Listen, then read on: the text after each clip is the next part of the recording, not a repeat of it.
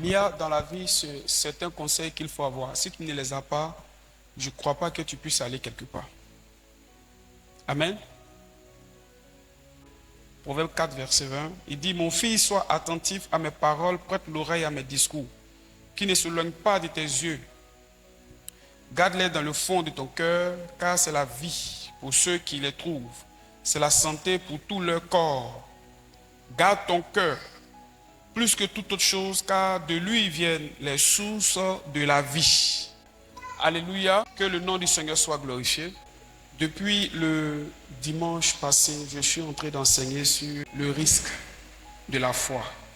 La vie chrétienne est une vie de foi dans laquelle on peut activer le mariage, le voyage, la bourgeoisie, tout ce que vous voyez.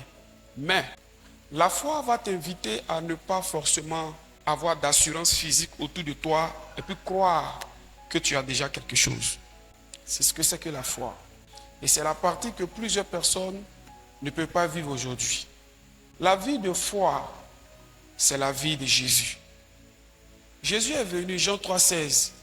La Bible dit que Dieu a tant aimé le monde, il a donné son Fils unique, afin que n'importe qui croit en lui, qu'il ait quoi? La vie éternelle et qui ne périsse point. Et Jésus dit, je suis venu pour sauver le monde. Celui qui croit en moi sera sauvé. Celui qui ne croit pas en moi ne sera pas sauvé. J'ai mis la vie et la mort devant toi et je souhaite que tu choisisses quoi? La vie. Et il est venu pour sauver le monde au milieu d'une armée, l'armée romaine. C'est la plus puissante armée en son temps. Tu ne peux pas t'amuser à venir imposer un Dieu que personne n'a vu. Et en certains mots, tu dis que tu es Dieu. Il est arrivé dans certains lieux, Jésus dit aux gens qu'il est Dieu. Souvent, Jésus dit, celui qui a vu le Père, il m'a vu. Il dit, tout ça la main c'est long. Si tu crois en moi, là, que tu quittes sur la terre, tu vas aller au ciel. Donc les Romains qui étaient là, ils ont dit, mais attends, lui, il dit quoi? Nous, on est puissants, mélangés, Romains et les Juifs. On les a mis ensemble, ils sont ensemble. Ils n'ont pas cru en Jésus. Mais Jésus voulait imposer à l'humanité la vie de foi. Il dit, je suis venu sauver le monde. Mais il n'avait pas encore sauvé tant qu'il n'était pas mort et revenu à la résurrection. Et donc, qu'est-ce qui va se passer? Jésus est là, mais il a toujours dans son cœur, il veut sauver le monde. Il rencontre les 12 disciples. Voyez un peu? C'est un homme de foi. Hein? Il trouve Matthieu. Matthieu qui est collecteur des impôts. Il était quelque part vers le péage. Et puis, il dit, Matthieu, suis-moi. Par la foi. Matthieu a laissé tout. Il n'a pas dit un mot. Et puis, il a commencé à suivre Jésus par la foi. Pierre, grand pécheur. Acte 4,13. La Bible dit que tout le monde reconnaissait en Pierre quelqu'un qui n'était jamais allé à l'école. Le plus gros travail qu'il faisait, c'était la pêche. Quand Jésus arrive, il dit, Pierre, il faut me suivre. On ne t'appellera plus Céphas. Pierre le suit sans problème, sans difficulté. Vous savez c'était quoi? C'était la foi. Je voulais juste faire comprendre que la vie chrétienne, pour atteindre certains niveaux, il le faut la foi. Gloire à Dieu. Alléluia. C'est très important, Église de Dieu. Et Jésus arrive, finalement il se retrouve au poteau de la croix et puis il continue toujours à avoir un cœur qui veut sauver le monde. Il dit, Père, pardonne-leur quand ils ne savent pas ce qu'ils font. Quand il meurt, il revient à la vie, la résurrection, on dit Jésus a sauvé le monde. Tout a accompli. Sa foi a été honorée. Mais ce qu'il faut comprendre, quand on parle d'une vie de foi, ce n'est pas une vie de difficulté, mais une vie qui affronte les difficultés. Ça fait deux choses différentes. La vie de foi n'est pas une vie de difficulté, mais une vie qui affronte les difficultés. C'est ça que beaucoup de chrétiens n'ont pas compris et beaucoup de personnes n'ont pas compris. Parce que mais une fois qu'on devient chrétien, notre vie doit être une vie de difficulté en difficulté. Non. La vie chrétienne n'est pas une vie de difficulté, mais c'est la vie qui affronte les difficultés et finit par les vaincre. À cause de quoi?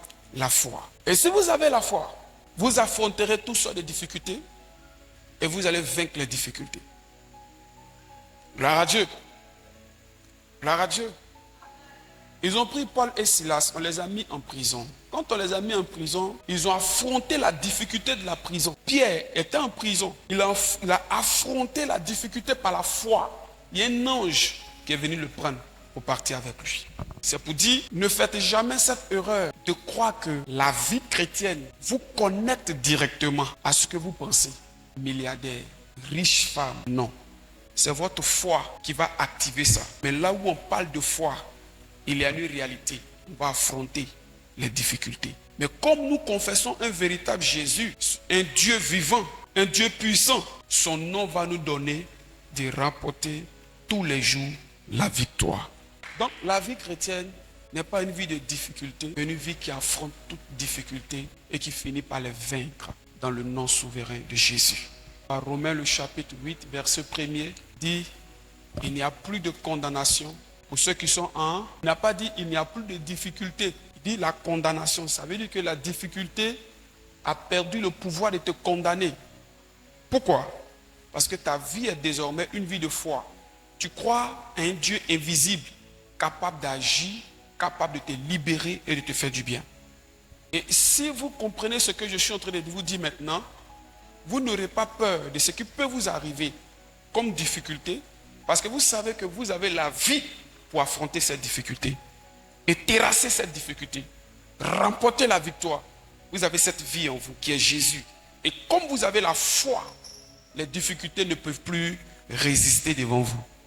Le monde des ténèbres ne peut plus résister à vos yeux. Le pouvoir de Satan ne peut plus résister à tes yeux. Quelqu'un est loin de moi ici ce soir. Maintenant, Proverbe le chapitre 4, verset 3, verset 20. Il dit, mon fils, sois attentif à mes paroles, prête l'oreille à mes discours, qui ne s'éloignent pas de tes yeux. Garde-les dans le fond de ton cœur, car c'est la vie pour ceux qui les trouvent, c'est la santé pour tout leur corps. Amen. Proverbe 3, verset 1, nous l'avons déjà lu.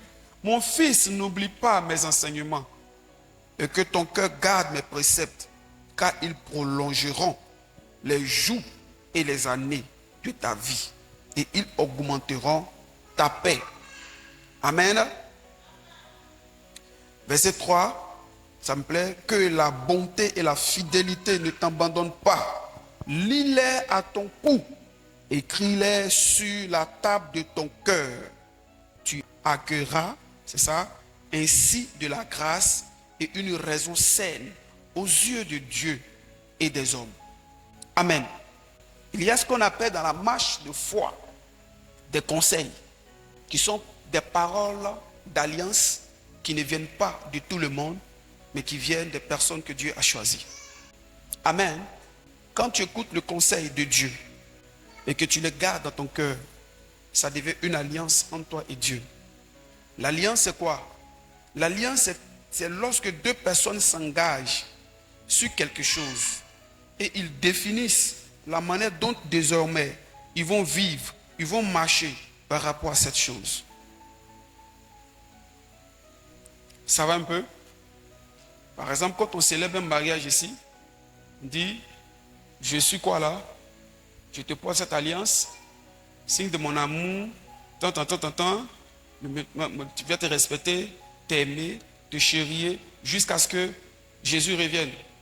La femme aussi se lève et dit les mêmes choses. C'est des paroles fortes, des paroles d'alliance. On prend un anneau et on vous porte. Juste vous dire que vous êtes désormais liés par ce mariage. Et c'est une alliance, aucun homme ne peut séparer. Et on dit que même si vous voulez vous séparer, il faut tout l'État de la Côte d'Ivoire doit c'est l'État. C'est un travail de l'État. Parce que c'est une alliance. Une alliance ne se brise pas comme ça. C'est comme ça les conseils de Dieu. Quand ils arrivent dans ton cœur, ça devient une parole d'alliance. Quand tu gardes les conseils que Dieu te donne, ça devient une alliance forte. Beaucoup ici doivent savoir que Dieu les invite à écouter ses conseils. C'est là qu'il va puiser sa force pour te faire du bien. Et dans les conseils que tu auras reçus, comme tu les garderas dans ton cœur, tu les garderas très bien dans ton cœur, ces conseils-là deviendront pour toi un discernement quand tu seras quelque part. Il dit, mon fils, écoute mon conseil. C'est Salomon qui est en train de parler. un homme sage, un homme rempli de sagesse. Sois attentif à mes paroles. Prête l'oreille à mes discours. Voyez, sois attentif à mes paroles. Deuxième, il dit propriété. Quand je suis en train de parler là, il faut ouvrir tes oreilles, il faut bien écouter. Il y a quelque chose que tu vas prendre. Prête oreille à mes discours. Qu'ils ne s'éloignent pas de tes yeux.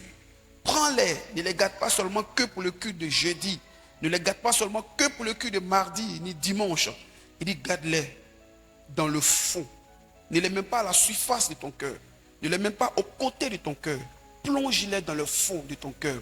Là où tu as l'habitude de garder les choses qui te font le plus mal dans ta vie, où tu as envie de te venger, tu prends et puis tu déposes ça là, je ne vais jamais oublier. Il dit enlève-les là et prends l'enseignement que je t'ai donné, puis garde-les là-bas.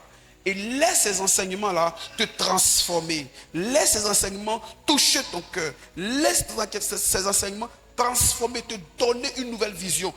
Que ta vie devienne ces enseignements. Donc, la vie chrétienne est la vie de foi.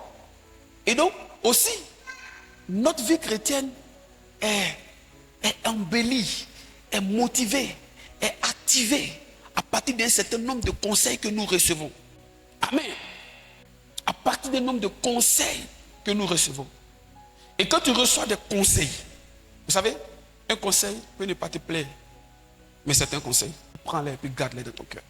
Quand tu les garderas dans ton cœur, le jour que tu seras devant une chose, tu auras le même esprit qui est sur moi viendra sur toi. C'est comme ça, la Bible dit que Jean-Baptiste marche avec l'esprit de Élie. Vous voyez un peu le conseil sur la vie de Élie. Jean-Baptiste marche avec ça. Si vous voulez aller loin dans cette vie chrétienne de foi, faites très attention. Prêtez l'oreille aux enseignements. Écoutez bien, prenez, mettez dans votre cœur. Vous allez bâtir. Vous allez loin. Vous allez aller loin dans votre vie de foi, dans votre vie chrétienne. Il y a des conseils qu'on nous donne juste parce qu'on ne doit pas postuler dans une entreprise. On doit être le directeur d'une entreprise. On te donne un conseil, comment faire ton CV. Et quand tu arrives, tu prends ce conseil-là et tu te mets devant les gens et tu te souviens de ce qu'on t'a dit. Et quand on est en train de faire l'entretien, par rapport à ce qui t'a été dit, tu réagis. Et puis, on te sélectionne. Amen. Donc, tu as tous ces conseils quand tu te mets devant le directeur. Et puis, quand tu parles, on te choisit. Imagine que tu n'as pas de conseils. Imagine que personne ne peut te parler. Imagine que tu refoules tout ce qu'on te dit. Imagine un peu. Tout ce qu'on te dit, tu en nul. Si tu continues comme ça, tu n'auras rien gardé dans ton cœur. Et le jour que tu te retrouveras devant des choses, tu n'auras pas d'enseignement qui va monter. Pourquoi? Parce que les conseils qu'on te donne, tu les refuses. Tu ne sais pas les garder. Tu trouves que c'est mauvais. Tu trouves que c'est méchant. C'est pourquoi j'ai commencé à dire la vie chrétienne n'est pas une vie de richesse. Si c'est une vie de richesse, c'est qu'on a diminué Jésus. Jésus n'a pas seulement que l'argent. C'est une vie de foi dans laquelle se trouve la richesse, la gloire et l'honneur. C'est à nous de les activer en écoutant les conseils que Dieu nous donne. Je te dis, si tu n'aimes pas que quelqu'un te parle, il ne faut pas venir à l'église. Il ne faut pas accepter Jésus. Parce que je te dis, le conseil de Dieu est blessant. Et c'est Dieu qui veut vraiment te parler. Ça va te blesser. Maintenant, si toi-même tu ne supportes pas quand quelqu'un te parle, et puis c'est Dieu, tu veux qu'il te parle.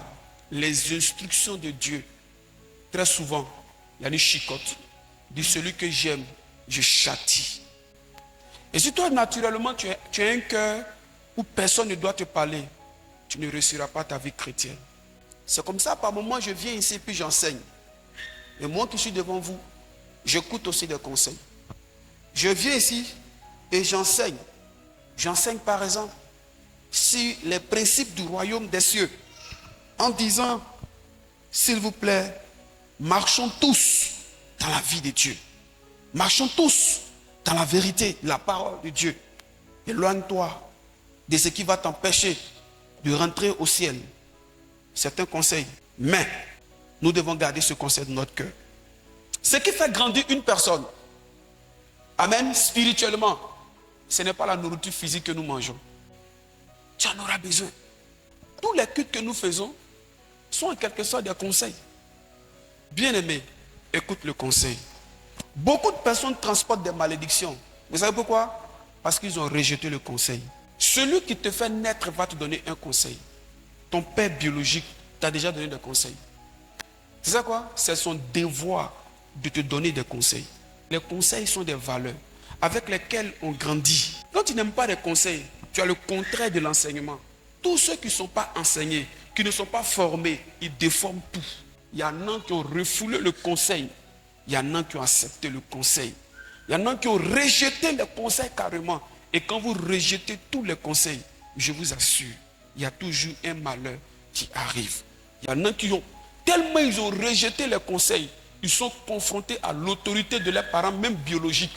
Je laisse d'abord côté spirituel. Même parents biologiques, ils sont confrontés à l'autorité. Ils ont dit, oh, laissez le vieux là. Ça va, non? Amen. Ta lampe allumée parce que tu es un père, parce que tu es une mère. Donc vous allez voir que comment les choses se passent spirituellement. Quand tu as fini de prier, puis tu vois que tout est bloqué. Cherche la rue de ton père. Et puis viens écouter les conseils. Mais si tu ne sais pas écouter les conseils, tu vas faire comme tu veux. Et tu vas croire que ce que tu fais c'est bon, alors que rien n'est bon, c'est nul. Tu n'as aucune mention. Si 1, tu as 0. Simplement tu penses que tu es en train de faire bien, tu fais mal. La Bible dit faute de conseils, on finit par périr.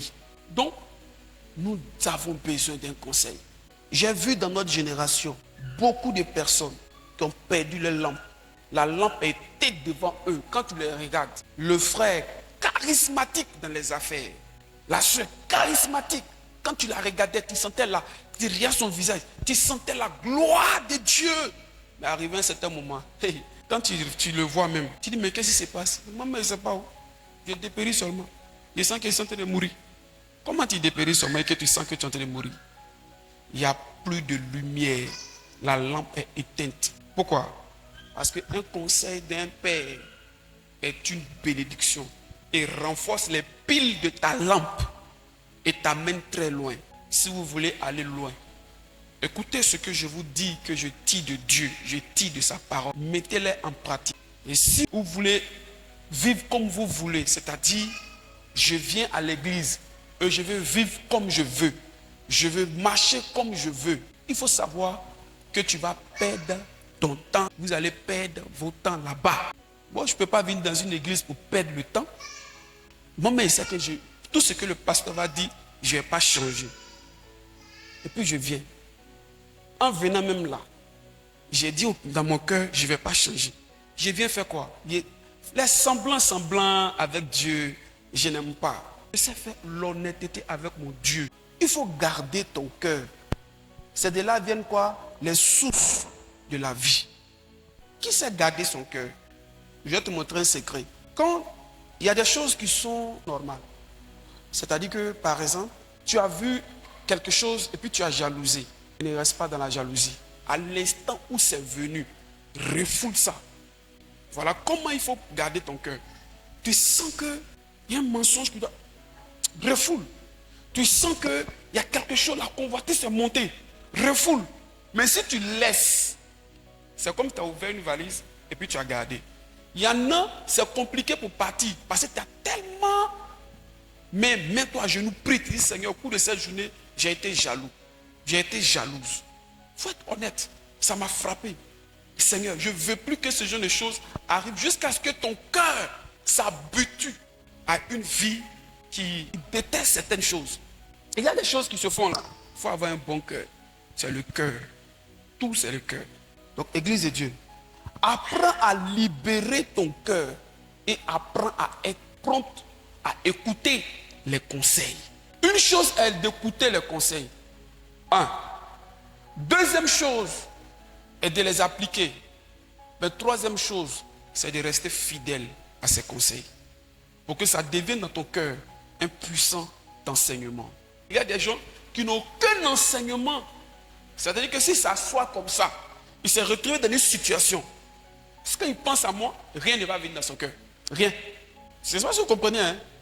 Tu ne peux pas être à la maison, dans une situation, et puis un message de ton père ne vient pas dans ton cœur. Ça veut dire que tu refoules beaucoup. Tu peux être au boulot, et puis souvent, tu ne penses pas dans l'esprit que Dieu a donné à ton pasteur. C'est-à-dire, par exemple, tu me vois en train de prier. Je prends un exemple tout simplement. Tu m'as vu en train de prier pour des gens qu'on a mis en prison, qu'on a libérés à partir d'une déclaration prophétique. Mais tu sais, écoute-moi bien, cette manifestation-là, je ne suis pas obligé de t'imposer les mains. Je peux te donner ça en conseil. Quand je te dis par exemple, tu sais, si tu marches bien avec Dieu, tu verras sa main. Que tu le fais, cette manifestation-là descend dans ta vie. Tu ne peux pas avoir ça dans ta vie et puis tu te retrouves dans une situation, tu ne peux pas faire, tu ne peux pas te souvenir de cela. Il y en a qui se souviennent de ce que Dieu fait avec son pasteur, mais ils ne peuvent pas vivre cette gloire. Pourquoi? Parce qu'ils n'ont pas un cœur obéissant. Ils peuvent même dire, Seigneur, je t'ai vu opérer comme ça avec Élie. Je t'ai vu opérer comme ça avec mon père. Mais s'il te plaît, agis. Et puis Dieu n'agit pas. Parce que tu ne reçois pas les conseils. Parce que tu n'es pas fidèle au conseil. Un autre va venir simplement, il ne prie pas, il ne gêne pas comme toi, dit Seigneur. Ce n'est pas ce qui a été dit. J'ai vu, mon père a dit ça. Et puis Dieu agit à la seconde. Il court puis vient rendre témoignage. Amen. Et il y a des gens qui ont ce qu'on appelle l'orgueil de la réussite, l'orgueil de la sanctification, l'orgueil de la sainteté. Ils pensent qu'ils sont déjà arrivés. Dans leur position, on ne les parle plus. C'est les héros, c'est les champions, c'est les forts. Ils sont déjà comme Dieu. On ne peut plus leur donner de conseils. C'est faux. On appelle ça l'orgueil de quelqu'un qui est arrivé, qui pense qu'il est arrivé alors qu'il n'est pas encore arrivé. J'ai vu des gens qui ont tapé les poitrines et dit je suis arrivé, je sais lire la Bible, je maîtrise la Bible, je suis très spirituel. Et le lendemain, ils sont descendus. J'étais descendu. Ils n'étaient pas plus grands de taille que la mouche. Pourquoi? Parce qu'ils pensaient qu'ils sont déjà arrivés. Écoutez les conseils, s'il vous plaît. Quelqu'un que vous voyez calme au milieu des gens qui font du bruit, cette personne ira très loin. Quelqu'un que vous voyez qui accepte ce que tout le monde refuse, c'est-à-dire par exemple des bons conseils. Il y a des gens qui refusent qu'on les envoie et puis il y a un qui va toujours. Toi qu'on envoie, tu vas finir par découvrir d'autres horizons. Toi qui refuses de partir, tu n'auras que la connaissance de ton milieu. Si tu veux que Dieu t'envoie dans des grands lieux, accepte qu'on t'envoie aussi. Amen.